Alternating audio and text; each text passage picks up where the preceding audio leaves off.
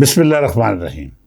ਸੱਜਣੋ ਤੇ ਮਿੱਤਰੋ, ਅਸੀਂ ਗੱਲ ਕਰ ਰਹੇ ਸਾਂ ਪੰਜਾਬ ਦੀ ਵੰਡ ਤੇ ਨਵੇਂ ਸੂਬਿਆਂ ਦੀ। ਨਵੇਂ ਸੂਬੇ ਕੀ ਵਾਕਈ ਮਸਲਿਆਂ ਦਾ ਹੱਲ ਨੇ ਜਾਂ ਫਿਰ ਇੱਕ ਨਵਾਂ ਤੇ ਨਾ ਹੱਲ ਹੋਣ ਵਾਲਾ ਮਸਲਾ ਹੈ?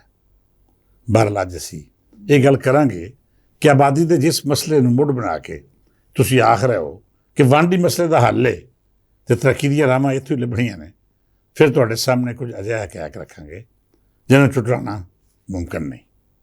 ਤੇ ਨਾਲ ਹੀ ਤੁਹਾਨੂੰ ਇਹ ਸਮਝ ਵੀ ਆ ਜਾਏਗੀ ਕਿ ਆਬਾਦੀ ਨੂੰ ਬੁਨਿਆਦ ਬਣਾ ਕੇ ਗੈਰ ਮੰਤਕੀ ਗੱਲਾਂ ਤੇ ਸੋਚੇ ਚੱਲਣ ਵਾਲੇ ਲੋਕਾਂ ਦਾ ਮਕਸਦ ਕੀ ਹੈ। ਕਿ ਵਾਕਈ ਨਵੇਂ ਸੂਬੇ ਸਾਡੀ ਲੋੜ ਨੇ ਜਾਂ ਫਿਰ ਸਿਆਸਤ ਪਿੱਛੇ ਮਾਮਲਾਤ ਕੋਈ ਹੋਰ ਨੇ? ਪਹਿਲਾਂ ਤਾਂ ਅਸੀਂ ਵੇਖਦੇ ਹਾਂ ਕਿ ਕੀ ਦੁਨੀਆ ਵਿੱਚ ਵੱਡੀ ਆਬਾਦੀ ਵਾਲੇ ਸੂਬੇ ਸਿਰਫ ਪਾਕਿਸਤਾਨ ਵਿੱਚ ਹੀ ਨੇ ਜਾਂ ਫਿਰ ਦੂਜੇ ਮੁਲਕਾਂ ਵਿੱਚ ਵੀ ਜ਼ਿਆਦਾ ਆਬਾਦੀ ਵਾਲੇ ਯੂਨਿਟ ਜਾਂ ਸੂਬੇ ਮੌਜੂਦ ਨੇ? ਜੇਕਰ ਅਸੀਂ ਦੁਨੀਆ ਦੇ ਵੱਡੇ ਸੂਬਿਆਂ ਦੀ ਗੱਲ ਕਰੀਏ ਤਾਂ ਸਭ ਤੋਂ ਪਹਿਲਾਂ ਸਾਡੇ ਗੁਆਂਢ ਵਸਦੇ ਹਿੰਦੁਸਤਾਨ ਦਾ ਸੂਬਾ ਉੱਤਰ ਪ੍ਰਦੇਸ਼ ਸਾਹਮਣੇ ਆਉਂਦਾ ਹੈ। ਇਸ ਸੂਬੇ ਜਾਂ ਇੰਡੀਆ ਦੀ ਮਿਸਾਲ ਦੇਣਾ ਇਸ ਲਈ ਵੀ ਜ਼ਰੂਰੀ ਹੈ ਕਿ ਸਾਡੇ ਤੇ ਇੰਡੀਆ ਦੇ ਹਾਲਾਤ ਨੇੜੇ ਨੇੜੇ ਇੱਕੋ ਜਿਹੇ ਨੇ, ਜਾਂ ਫਿਰ ਇਹ ਆਖ ਲਵੋ ਕਿ ਪਾਕਿਸਤਾਨ ਦੇ ਹਾਲਾਤ ਇੰਡੀਆ ਤੋਂ ਕਿਸੇ ਹੱਦ ਤੱਕ ਬਿਹਤਰ ਨੇ। ਤੇ ਜਦ ਫਿਰ ਗੱਲ ਪੰਜਾਬ ਦੀ ਹੋਵੇ ਤਾਂ ਉਦੋਂ ਸਾਨੂੰ ਸਮਝਣ ਵਿੱਚ ਆਸਾਨੀ ਹੋ ਜਾਂਦੀ ਹੈ। ਉੱਤਰ ਪ੍ਰਦੇਸ਼ ਦੀ ਕੁੱਲ ਆਬਾਦੀ 24 ਕਰੋੜ ਤੋਂ ਵੱਧ ਹੈ, ਮਤਲਬ ਪਾਕਿਸਤਾਨ ਦੀ ਕੁੱਲ ਆਬਾਦੀ ਦੇ ਬਰਾਬਰ।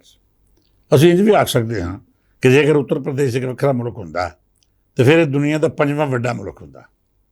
ਏਡੀ ਵੱਡੀ ਆਬਾਦੀ ਦੇ ਬਾਵਜੂਦ ਉੱਤਰ ਪ੍ਰਦੇਸ਼ ਇੱਕ ਮਜ਼ਬੂਤ ਸੂਬਾ ਵੀ ਹੈ ਅਤੇ ਉੱਥੇ ਤਰੱਕੀ ਦਾ ਸਫ਼ਰ ਵੀ ਜਾਰੀ ਹੈ। ਇਹਨੂੰ 1950 ਵਿੱਚ ਸੂਬੇ ਜਾਂ ਰਿਆਸਤ ਦਾ ਦਰਜਾ ਦਿੱਤਾ ਗਿਆ ਅਤੇ ਹੁਣ ਜੇਕਰ ਉੱਤਰ ਪ੍ਰਦੇਸ਼ ਪਾਕਿਸਤਾਨ ਦੀ ਕੁੱਲ ਆਬਾਦੀ ਤੋਂ ਵੱਡਾ ਹੋਣ ਦੇ ਬਾਵਜੂਦ ਚੱਲ ਰਿਹਾ ਹੈ ਤਾਂ ਫਿਰ ਤੁਸੀਂ ਪੰਜਾਬ ਦੇ ਖਿਲਾਫ ਕਿਉਂ ਸਾਜ਼ਿਸ਼ ਕਰ ਰਹੇ ਹੋ? ਜੇਕਰ ਸਾਡੇ ਗੁਆਂਢ ਇੱਕ ਵੱਡਾ ਸੂਬਾ ਜਿਹੜਾ ਸਾਡੇ ਮੁਲਕ ਬਰਾਬਰ ਹੈ ਉਹਨੇ ਤਰੱਕੀ ਦਾ ਰਾਹ ਖੋਟਾ ਨਹੀਂ ਕੀਤਾ, ਫਿਰ ਅਸੀਂ ਇਹ ਕਿਵੇਂ ਮੰਨ ਲਈਏ ਕਿ ਪੰਜਾਬ ਪਾਕਿਸਤਾਨ ਦੀ ਤਰੱਕੀ ਦੀ ਰਾਹ ਡੱਕ ਰਿਹਾ ਹੈ ਜਾਂ ਫਿਰ ਰੁਕਾਈ ਲਈ ਇਸ ਸੂਬੇ ਦਾ ਵੱਡਾ ਹੋਣਾ ਆਜ਼ਾਦੀ ਦੀ ਔਕੜਾਂ ਦਾ ਸਬਬ ਬਣ ਰਿਹਾ? ਹੁਣ ਅਗਾਂਹ ਵਧੀਏ ਤਾਂ ਸਾਨੂੰ ਮਹਾਰਾਸ਼ਟਰ ਵੀ ਵਿਖਾਈ ਦੇ ਜਾਏਗਾ ਜਿਹੜਾ ਘੱਟ ਵੱਧ 13 ਕਰੋੜ ਆਬਾਦੀ ਦਾ ਸੂਬਾ ਹੈ। ਮਤਲਬ ਮਹਾਰਾਸ਼ਟਰ ਵੀ ਪੰਜਾਬ ਤੋਂ ਵੱਡਾ ਸੂਬਾ ਹੈ। ਇਸ ਸੂਬੇ ਨੂੰ ਇੰਡੀਅਨ ਤਰੱਕੀ ਦਾ ਗੜ੍ਹ ਆਖਿਆ ਜਾਂਦਾ ਹੈ। ਇੱਥੇ ਮੁੰਬਈ ਜਿਹਾ ਸ਼ਹਿਰ ਹੈ ਜਿਹੜਾ ਇੰਡੀਆ ਦਾ ਮਾਲੀਆਤੀ ਮਰਕਜ਼ ਅਖਵਾਉਂਦਾ ਹੈ। ਇੱਥੇ ਸਟਾਕ ਐਕਸਚੇਂਜਾਂ, ਬਾਲੀਵੁੱਡ ਅਤੇ ਹੋਰ ਅਹਿਮ ਇਦਾਰੇ ਨੇ ਜਿਹੜੇ ਇੰਡੀਅਨ ਤਰੱਕੀ ਵਿੱਚ ਮੁੱਢਲਾ ਕਿਰਦਾਰ ਅਦਾ ਕਰ ਰਹੇ ਨੇ। ਇੰਝ ਹੀ ਇੰਡੀਆ ਦੀ ਤਰੱਕੀ ਵਿੱਚ ਬਿਹਾਰ ਦਾ ਕਿਰਦਾਰ ਵੀ ਇੰਤਹਾਈ ਅਹਿਮ ਹੈ। ਇਸ ਸੂਬੇ ਦੀ ਕੁੱਲ ਆਬਾਦੀ 13 ਕਰੋੜ ਤੋਂ ਵੱਧ ਹੈ। ਮਤਲਬ ਇਹ ਕਿ ਇੱਥੇ ਵੀ ਆਬਾਦੀ ਸੂਬੇ ਜਾਂ ਲੁਕਾਈ ਦੀ ਤਰੱਕੀ ਵਿੱਚ ਰੁਕਾਵਟ ਨਹੀਂ। ਮਜ਼ੀਦ ਅਗਾਂਹ ਵੱਧ ਕੇ ਵੇਖੀਏ ਤਾਂ ਜਿਹੜੀ ਦਿਲਚਸਪ ਮਿਸਾਲ ਸਾਹਮਣੇ ਆਉਂਦੀ ਹੈ ਉਹ ਚੀਨ ਦਾ ਸੂਬਾ ਗੁਆਂਗਡੋਂਗ ਹੈ। ਇਹਦੀ ਆਬਾਦੀ ਵੀ 12.5 ਕਰੋੜ ਤੋਂ ਵੱਧ ਹੈ। ਯਾਨੀ ਚੀਨ ਵਿੱਚ ਜੇ ਸੂਬੇ ਜਾਂ ਇੰਤਜ਼ਾਮੀ ਯੂਨਿਟ ਦੀ ਆਬਾਦੀ ਸਭ ਤੋਂ ਜ਼ਿਆਦਾ ਹੈ ਉਹ ਇਹੋ ਗੁਆਂਗਡੋਂਗ ਹੈ।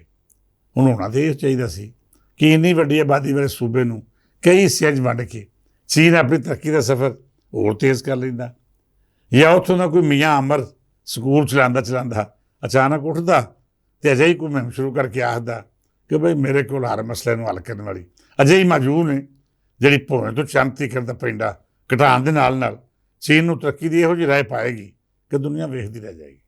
ਪਰ ਨਹੀਂ, ਉੱਥੇ ਕਿਸੇ ਦੇ ਢਿੱਡ ਵਿੱਚ ਮਰੋੜ ਨਹੀਂ ਫਿਰੇ ਅਤੇ ਨਾ ਹੀ ਕਿਸੇ ਕੋਈ ਅਜਿਹੀ ਤਜਵੀਜ਼ ਪੇਸ਼ ਕੀਤੀ ਕਿ ਬਈ ਇਹ ਵੱਡਾ ਸੂਬਾ ਦੂਜਿਆਂ ਦਾ ਹੱਕ ਮਾਰ ਕੇ ਜ਼ਿਆਦਤੀ ਕਰ ਰਿਹਾ ਹੈ, ਇਸ ਨੂੰ ਵੱਧ ਟੁੱਕ ਕੇ ਛੋਟਾ ਕਰ ਦੇਈਏ। ਤੁਸੀਂ ਹੈਰਾਨ ਹੋ ਜਾਓਗੇ ਇਹ ਸੁਣ ਕੇ ਕਿ ਚੀਨ ਦੀ ਤਰੱਕੀ ਵਿੱਚ ਸਭ ਤੋਂ ਵੱਡਾ ਯੋਗਦਾਨ ਇਸ ਸੂਬੇ ਦਾ ਹੈ। ਮਤਲਬ ਅੱਜ ਜੇਕਰ ਚੀਨ ਮੈਸ਼ਤ ਦਾ ਸੁਪਰਵਰ ਬਣ ਰਿਹਾ ਹੈ ਤਾਂ ਉਹਦੇ ਵਿੱਚ ਸਭ ਤੋਂ ਵੱਡਾ ਹਿੱਸਾ ਇਸੇ ਯੂਨਿਟ ਨੇ ਪਾਇਆ ਹੈ।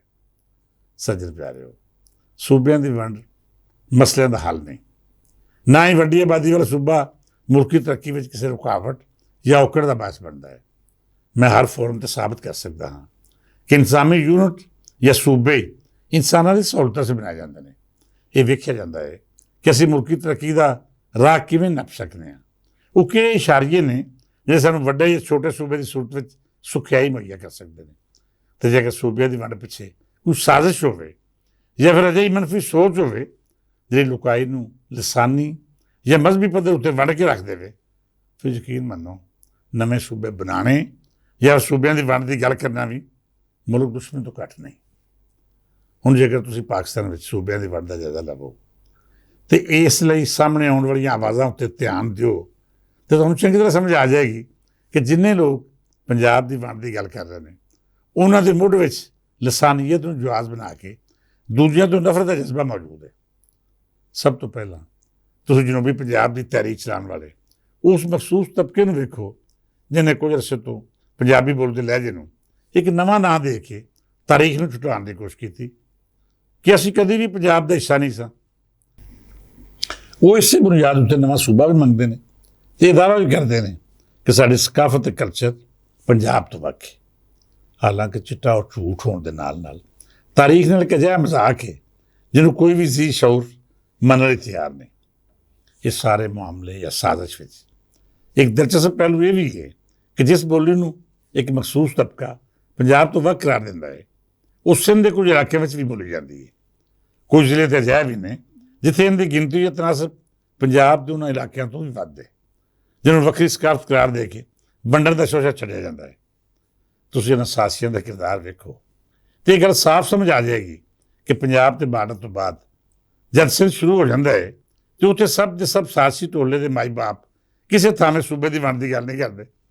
ਉੱਥੇ ਬੋਲੀ ਵੀ ਵੱਖਰੀ ਨਹੀਂ ਹੋਵੇਗੀ ਤੇ ਰੇਤਲ ਬਾਰੇ ਜਿਹੜੀ ਗੱਲ ਕੀਤੀ ਜਾਏਗੀ ਉਹਦੇ ਵਿੱਚ ਸਿੰਧੀ ਇਤਿਹਾਦ ਵਿਖਾਈ ਦੇਵੇਗਾ। ਪੰਜਾਬ ਵਿੱਚ ਬਲੋਚ ਸਕਾਫਤ ਨੂੰ ਵੀ ਇਹ ਲੋਕ ਸਰਾਇਕੀ ਦਾ ਨਾਮ ਦੇ ਕੇ ਆਪਣੇ ਨਾਲ ਜੋੜਨ ਦੀ ਨਾਕਾਮ ਕੋਸ਼ਿਸ਼ ਕਰਦੇ ਨੇ। ਅਫਸੋਸ ਇਹ ਹੈ ਕਿ ਇਸ ਸਾਰੇ ਮਾਮਲੇ 'ਚ ਸਾਡੀ ਸਰਕਾਰਾਂ ਦਾ ਕਿਰਦਾਰ ਬੜਾ ਮਸ਼ਕੂਕ ਹੈ। ਸਾਡੀ ਸਰਕਾਰਾਂ ਨਾ ਸਿਰਫ ਇਹਨਾਂ ਸਾਜ਼ਿਸ਼ਾਂ ਦੇ ਜਵਾਬ ਵਿੱਚ ਖਾਮੋਸ਼ੀ ਇਖਤਿਆਰ ਕਰਦੀਆਂ ਨੇ ਬਲਕਿ ਕਈ ਥਾਵਾਂ ਉੱਤੇ ਸਿਆਸੀ ਮਜਬੂਰੀਆਂ ਸਾਹਮਣੇ ਰੱਖ ਕੇ ਇਹਨਾਂ ਨੂੰ ਮੁਆਵਜ਼ਾ ਵੀ ਫਰਾਹਮ ਕਰਦੀਆਂ ਨੇ। ਬਹਰਹਾਲ ਅਸੀਂ ਇਸ ਮਾਮਲੇ ਨੂੰ ਮਜ਼ੀਦ ਅੱਗੇ ਵਧਾਵਾਂਗੇ ਅਤੇ ਇਹਦੇ ਉੱਤੇ ਚੰਗੀ ਤਰ੍ਹਾਂ ਚਾਨਣ ਪਾਵਾਂਗੇ ਤਾਂ ਜੇ ਸੂਬਿਆਂ ਦੀ ਵੰਡ ਕਰਨ ਵਾਲਿਆਂ ਦੇ ਅਸਲ ਵਿਚਾਰ ਸਾਹਮਣੇ ਆ ਸਕਣ। ਉਹਨਾਂ ਦੀਆਂ ਜੜ੍ਹਾਂ ਕਿੱਥੇ ਨੇ ਅਤੇ ਕਿਹੜੇ ਲੋਕ ਨੇ ਜਿਹੜੇ ਆਪਣੀਆਂ ਸਿਆਸੀ ਲੋੜਾਂ ਦੀ ਖਾਤਰ ਪੰਜਾਬ ਦੇ ਸੂਬੇ ਨੂੰ ਵੰਡਣ ਦੀ ਗੱਲ ਕਰਦੇ ਨੇ, ਜਿਹੜਾ ਸੂਬਾ ਮੁਲਕੀ ਮੈਸ਼ਤ ਸਭ ਤੋਂ ਵੱਡਾ ਕਿਰਦਾਰ ਅਦਾ ਕਰਨ ਨਾਲ ਖੁਸ਼ਹਾਲ ਵੀ ਹੈ, ਜਿਸ ਦੇ ਲੋਕ ਕਿਸੇ ਵੀ ਹਵਾਲੇ ਨਾਲ ਮੁਲਕੀ ਤਰੱਕੀ ਵਿੱਚ ਸਭ ਤੋਂ ਅਹਿਮ ਅਤੇ ਮਜ਼ਬੂਤ ਪਹਿਚਾਣ ਨਾਲ ਮੌਜੂਦ ਨੇ।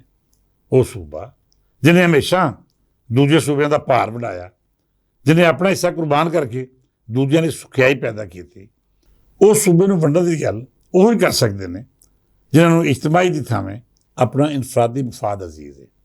ਇਹਨਾਂ ਲੋਕਾਂ ਨੇ ਆਪਣੀ ਨਾਲਾਇਕੀ ਨੂੰ ਸੂਬੇ ਦੀ ਵੱਧ ਦੇ ਨਾਲ ਜੋੜ ਕੇ ਅਜਿਹਾ ਜ਼ੁਲਮ ਕੀਤਾ ਹੈ ਜਿਹਨਾਂ ਨਾਲ ਸਿਰਫ ਪੰਜਾਬ ਦੀ ਧਰਤੀ ਦੇ ਖਿਲਾਫ ਗਰੀਬ ਸਾਜ਼ਿਸ਼ ਹੈ ਬਲਕਿ ਇਹਦੇ ਨਾਲ ਪਾਕਿਸਤਾਨ ਦੀ ਵਾਧਤ ਨੂੰ ਵੀ ਨੁਕਸਾਨ ਪਹੁੰਚਦਾ ਹੈ। ਬੇਲੀਓ, ਵੱਡਾ ਸੂਬਾ ਕਦੇ ਵੀ ਮਸਾਇਲ ਦਾ ਬਾਇਸ ਨਹੀਂ ਬਣਦਾ। ਮਸਲੇ ਉਦੋਂ ਸ਼ੁਰੂ ਹੁੰਦੇ ਨੇ ਜਦ ਸਰਕਾਰਾਂ ਦੀ ਨਾਲਾਇਕੀ ਲੁਕਾਈ ਦੀ ਬਰਬਾਦੀ ਦਾ ਸਬਬ ਬਣੇ। ਸੂਬੇ ਵੰਡਣ ਦੀ ਥਾਵੇਂ ਸਰਕਾਰਾਂ ਨੂੰ ਆਪਣੀ ਕਾਰਕਰਦਗੀ ਬਿਹਤਰ ਬਣਾਉਣ ਦੀ ਲੋੜ ਹੈ। ਸਾਨੂੰ ਚਾਹੀਦਾ ਹੈ ਕਿ ਪੰਜਾਬ ਦੀ ਵੰਡ ਦੀ ਗੱਲ ਕਰਨ ਵਾਲਿਆਂ ਦਾ ਪਿਛੋਕੜ ਜ਼ਰੂਰ ਫੋੜੀਏ, ਕਿਉਂਕਿ ਜੇ ਆਮ ਬੰਦੇ ਨੂੰ ਵੀ ਇਹ ਸਮਝ ਆ ਸਕੇ ਕਿ ਅਸਲ ਸਾਜ਼ਿਸ਼ ਕਿੱਥੋਂ ਸ਼ੁਰੂ ਹੁੰਦੀ ਹੈ ਅਤੇ ਇਹਦੇ ਮੁਹਰਕਾਤ ਕੀ ਨੇ। ਅੱਜ ਲਈ ਨਹੀਂ, ਕੱਲ੍ਹ ਇੱਕ ਨਵੇਂ ਅਤੇ ਇੰਤਹਾਈ ਅਹਿਮ ਇਸ਼ੂ ਨੂੰ ਹਾਜ਼ਰ ਹੋਵਾਂਗੇ। ਇਸ ਦੁਆ ਨਾਲ ਇਜਾਜ਼ਤ ਦਿਓ ਕਿ ਰੱਬ ਸੱਚਾ ਦੇਸ਼ ਪੰਜਾਬ ਦੇ ਖਿਲਾਫ ਸਾਜ਼ਿਸ਼ਾਂ ਕਰਨ ਵਾਲਿਆਂ ਨੂੰ ਗਾਰਤ ਕਰੇ, ਹਰ ਉਸ ਬਦਬਖਤ ਨੂੰ ਤਬਾਹ ਕਰ ਦੇਵੇ ਜਿਹੜਾ ਮੁਲਕ ਦੁਸ਼ਮਣ ਏਜੰਸੀਆਂ ਦੇ ਨਾਲ ਰਲ ਕੇ ਪਾਕਿਸਤਾਨ ਦੀ ਜੜ੍ਹਾਂ ਖੋਤਰ ਰਿਹਾ ਹੈ। ਕੱਲ੍ਹ ਫੇਰ ਮਿਲਾਂਗੇ। ਰੱਬ ਰਾਖਾ।